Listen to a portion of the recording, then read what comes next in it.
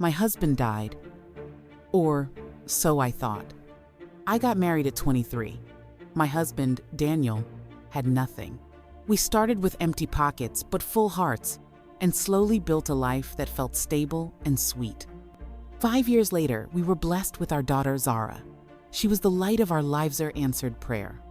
But when Zara turned 6, tragedy struck. There was a fire accident at Daniel's workplace. They told me he didn't make it. I was numb. His family and I went to confirm the remains. A forensic test claimed it was him. We buried Daniel with heavy hearts. My world turned gray. Zara was too young to understand, but I promised to keep her connected to her dad. I told her stories, showed her pictures, and made sure she knew how much he loved her. 12 years passed. Zara turned 18 and got into university, the same school where Daniel studied, taking the same course he did. I was proud.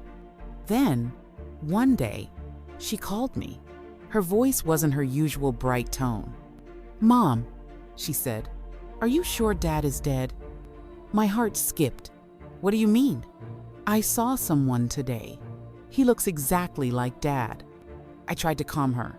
"It's probably someone who looks like him." She asked for pictures of Daniel, and I sent them. Minutes later, she called back. "Mom, it's him." She sent me a photo. When I saw it, my hand started shaking. It looked like an older version of Daniel Me Daniel. I told her to come home. We needed to figure this out.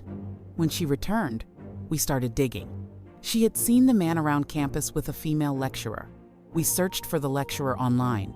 Her profile had nothing useful. Then Zara found a photo where the lecturer was tagged by another woman. We clicked that profile and boom. There he was. Daniel. Smiling, alive, holding a child, in pictures with the lecturer.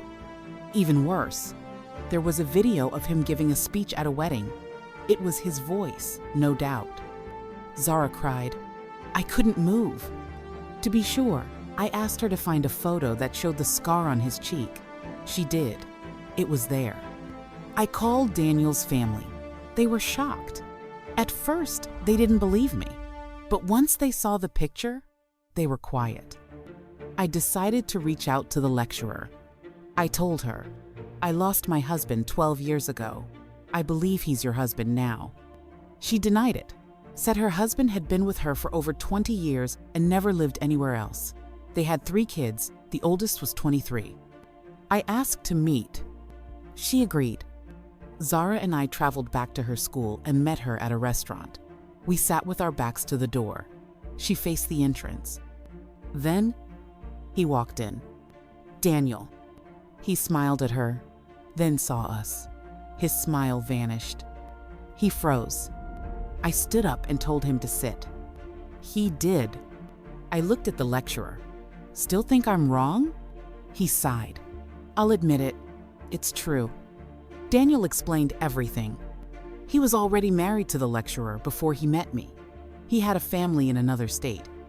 When threats came to him, he said he feared for our safety. So he faked his death complete with fake forensics. He said he never meant to hurt us. He just thought disappearing was safer. Then he said, I want to make things right. Come live with us. I stared at him. He asked us not to tell his family he was alive, said it would cause problems. Can you imagine? 12 years of grief, of raising a daughter alone, of carrying pain, was all based on a lie. Now he wants to fix things like nothing happened. And here I am asking you, what would you do if the man you buried walked back into your life like nothing happened?